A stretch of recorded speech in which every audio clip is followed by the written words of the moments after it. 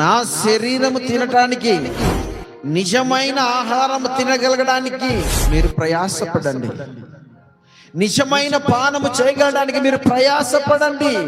ఈ యొక్క శరీరము నీకు నూతన జీవాన్ని ఇస్తుంది. ఈ యొక్క పానము, ఈ యొక్క రక్తము నీ పరిస్థితులను మార్చివేస్తుంది. నీకు ఆరోగ్యాన్ని ఇస్తుంది, నీకు జీవాన్ని ఇస్తుంది, నిన్ను పరలోక రాజ్య వారసునిగా నిన్ను మారుస్తుంది. కానీ ఈ నిజమైన శరీరం గురించి, నిజమైన ఆహారం గురించి ఏ వ్యక్తి కూడా ఆలోచన చేయడు. తెలిసి ఆయన ప్రపంచానికి రాస్తా ఉన్నాడు. కానీ 2000 సంవత్సరములు, కొన్ని వేల సంవత్సరములు ఈ యొక్క సువార్త అందించబడుతా ఉన్నను కూడా ఏ ప్రపంచంలో ఏ క్రైస్తవుని యొక్క మనస్సు మారటం లేదు.